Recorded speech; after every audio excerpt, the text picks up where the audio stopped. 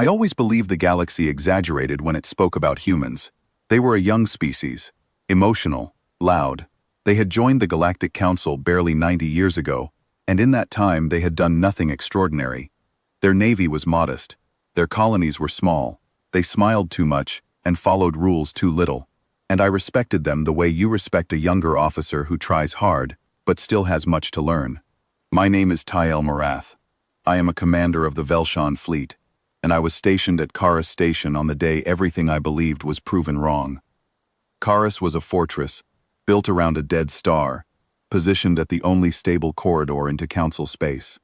If an enemy wanted to reach the inner worlds, they had to pass through us first. It was an important post, but a quiet one. Most of the Coalition's fleets had been pulled away to fight the Dramoth hegemony on 3 separate fronts across the galaxy. What remained at Karis was a skeleton garrison. 90 ships, most of them aging cruisers and patrol craft, that had seen better centuries. Earth had contributed 12 frigates to our defense. They were decent vessels, nothing remarkable, commanded by a woman named Captain Ria Vasquez. I liked Vasquez well enough. She was competent and sharp, but she had a casual way about her that unsettled me. She called me Ty instead of Commander. She ate meals on her bridge instead of in the officers' hall. She laughed at things that were not funny. I did not understand her, and I did not try very hard to. That changed on the morning our scout drone returned with corrupted data. My communications officer spent 2 hours decrypting the fragments, and when she finally looked up from her console, her face had gone pale. A Dramoth Armada had changed course. Not a raiding party, not a skirmish force. A full invasion fleet of over 1,400 warships, including 7 siege-class dreadnoughts, was heading directly for the Karis corridor. I stared at the number for a long time. 1,400 ships against our 90. 7 dreadnoughts that could crack a planet's shield with a single volley. I had fought the Dramoth before. I knew what they were capable of. I also knew simple arithmetic. I sent an emergency distress signal to Coalition High Command. The response came within the hour, and it was exactly what I feared. All available fleets were engaged on other fronts. Redeployment would take weeks. Our orders were to delay the enemy advance as long as strategically viable, and then evacuate. Strategically viable. I understood the language of command well enough to hear what they were really saying. We were a speed bump. We were meant to slow the Dramoth down, bleed a little time for the Coalition to regroup deeper in their territory, and then die or run. Nobody was coming to save us. Morale collapsed within the hour. My officers began quietly calculating evacuation routes. Some of them stopped speaking altogether, their eyes empty with the particular silence of soldiers who have accepted what is coming. I did not blame them. I went to my quarters alone and recorded a final message to my family in the Velshan tradition. I told my daughters I was proud of them. I told my wife I was sorry I would not come home. Then I sealed the recording and returned to the command center to do my duty. That is where Vasquez found me. She walked onto my bridge uninvited, which was typical of her, and she stood beside my chair with her arms crossed and a look on her face that I could not read. She was calm. Not the forced calm of someone hiding their fear, but something deeper, something that looked almost like certainty. She told me she had sent a separate message, not through Coalition channels, but through something she called the Beacon Protocol, a direct transmission to Earth. I asked her what that meant. She smiled, and she said, "It means I told them we are still here." I did not understand why that mattered. Earth's military, as far as anyone in the galaxy knew, was a mid-tier navy. A few hundred ships spread across their colonial holdings. Even if they sent every vessel they had, it would not change the mathematics of what was coming. But something in her voice stopped me from saying that out loud. We spent the next several hours preparing for a fight I expected to last 6 hours at most. I reorganized my garrison into defensive formations, positioned our strongest ships at the corridor's mouth, and accepted that most of us would not survive the day. The humans did something I did not expect. They did not panic. They did not prepare to evacuate. They sang. I could hear it through the communication channels, low and rhythmic, voices rising and falling together as they worked double shifts, reinforcing hull plating and welding blast shields. They laughed between verses. They clapped each other on the back. I watched them on my monitor and felt something between confusion and unease. Vasquez reorganized her 12 frigates into an arrowhead formation and volunteered to hold the forward position, the very first point of contact with the enemy fleet. I told her it was a death sentence. She told me they just needed to buy a little time. I asked her, time for what? She did not answer. The Dreymouth fleet exited hyperspace at the edge of the corridor 6 hours later, and I will never forget what it looked like.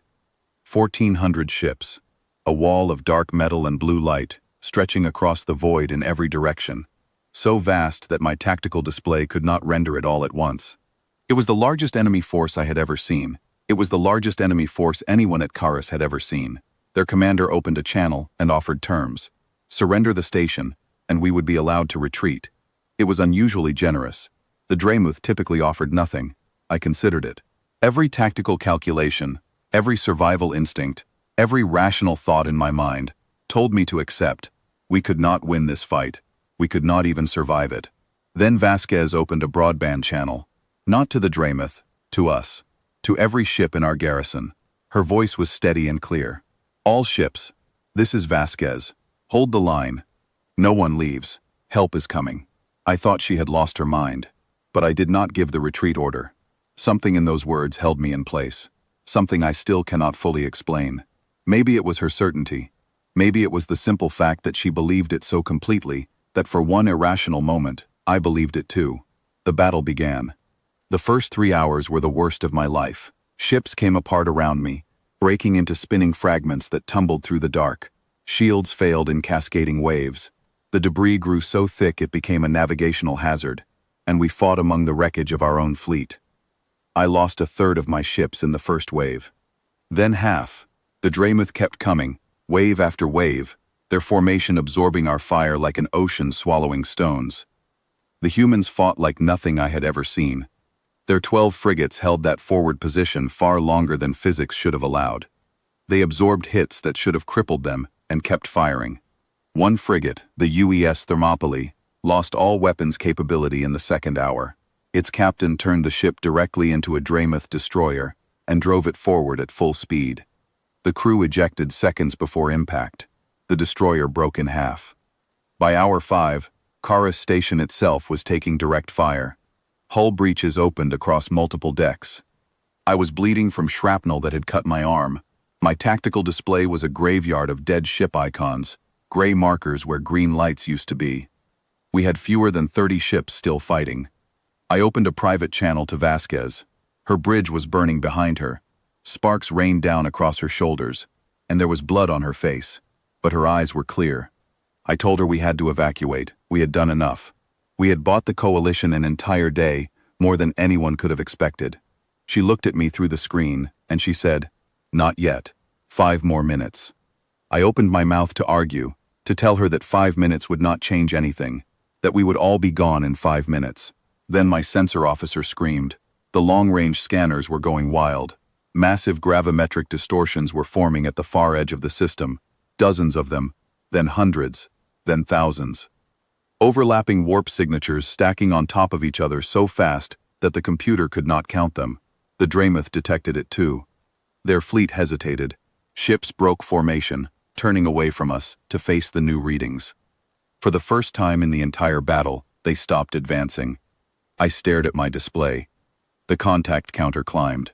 200, 500, 1,000, 2,000, 3,000. It did not stop. It kept climbing until the number lost all meaning, until it was just a blur of digits racing upward. Then the warp points tore open, not one at a time, all at once.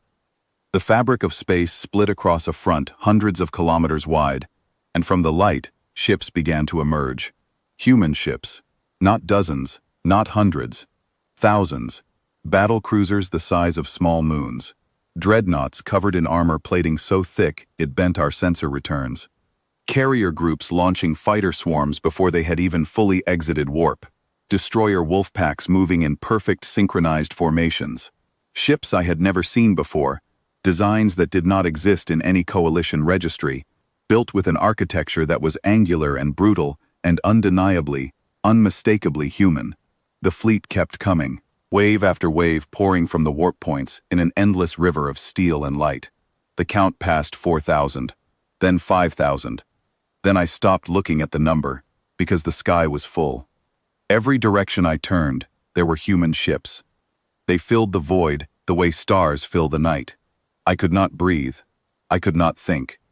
I stood on my shattered bridge with blood running down my arm, and I watched an entire civilization's military might pour into the system, and I understood, with a shock that rewrote everything I had ever believed, that humanity had been hiding.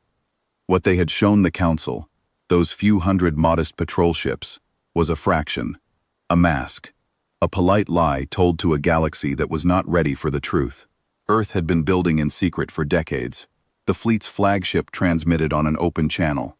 A calm voice, male, measured, carrying the quiet authority of a man who had been preparing for this moment his entire career. This is Admiral Jonathan Cale of the United Earth Armada. You are engaged with allies under our protection. You will withdraw, or you will be destroyed. There will be no further warnings. The Dreamuth commander, to his credit, did not immediately flee. He ordered his fleet to engage. It lasted 11 minutes. The human ships fought with a precision that was almost mechanical. Their carrier swarms moved like living organisms, flowing around enemy formations and tearing them apart from every angle. Their dreadnoughts fired weapons that cut through Dreamuth shields as if they were not there. It was not a battle. It was a correction. The universe had made an error, and humanity was setting it right. The 7 Siege-class dreadnoughts, those terrible machines that could crack planets, became priority targets. 3 were destroyed in the first 90 seconds. The remaining 4 tried to run. 2 made it to warp. 2 did not. The Dreamuth fleet shattered. They scattered and fled in every direction, and the humans pursued just far enough to make certain the retreat was real. Then they stopped. They did not chase. They did not gloat. They simply held their positions and let the silence return. And what a silence it was. I stood on the bridge of Kara Station and stared at my tactical display. Where hours ago it had shown a graveyard, it now showed an ocean of green. Thousands of allied contacts surrounding us in a protective sphere, like a hand closing gently around something fragile. Human medical ships were already deploying, docking with our damaged vessels, pulling survivors from wreckage. Human engineers sealed hull breaches with their bare hands. They worked through the night without rest, without complaint, without being asked. I met Admiral Cale aboard his flagship, the UES Prometheus, 2 days later. He was older than I expected, with gray at his temples and lines around his eyes that spoke of long years carrying a weight no one else could see. There was a quietness about him that felt earned, the kind of calm that comes not from peace, but from having made your decision a long time ago and never looking back. I asked him the only question that mattered. Why did you hide this? He told me that humanity learned something early in their time with the Council. The galaxy's peace was fragile, held together by a careful balance of power and mutual caution. If Earth had revealed a navy of this size, it would have frightened every species in the coalition. It would have triggered an arms race, or worse, a preemptive strike from those who feared what humanity might become.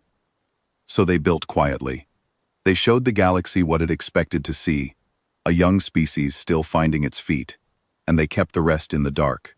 But they made a promise to themselves, a doctrine written into the very foundation of their military command. If any ally, any species that had ever stood beside humanity in friendship, ever faced annihilation, Earth would come. Not with a task force, not with a polite gesture, with everything they had. The beacon protocol was not a distress call. It was a single word transmitted to Earth's deep command network. The word was Exodus. It meant, send all of it. Cale looked at me across the table, and he said something I will carry with me for the rest of my life. We did not build this fleet to conquer, Commander. We built it so that when someone like you was standing alone in the dark, you would not have to die wondering if anyone cared enough to come. I did not speak for a long time after that. I returned to Kara Station. Repairs were already underway. The coalition was sending diplomats to discuss Earth's undisclosed military capacity, and I knew there would be political consequences. Questions, accusations, fear dressed up as formal inquiry. But standing on that bridge, watching the human ships hold their quiet vigil around us, I could not bring myself to care about any of it. Before Vasquez departed with what remained of her 12 frigates, I found her in the docking bay. Her arm was in a sling, her uniform was scorched black along one side, and she moved with the careful stiffness of someone who had broken more than she was willing to admit. but she was smiling, that same calm, infuriating, impossible smile she had worn from the very beginning. I asked her how she had stayed so steady through all of it, how she had been so certain, so absolutely sure, that Earth would come when every fact and every number said otherwise. She looked at me with those strange, steady human eyes, and she said, "Because we asked." That was all. Because they asked. Because somewhere in the human heart, there lives a belief so stubborn and so deep that it borders on madness. The belief that if you call out into the darkness, someone will answer. That you are never truly alone. That help is always coming, even when every rational mind in the galaxy says it is not. I used to think the galaxy exaggerated when it talked about humans. I understand now that it was the opposite. The galaxy did not know the half of it.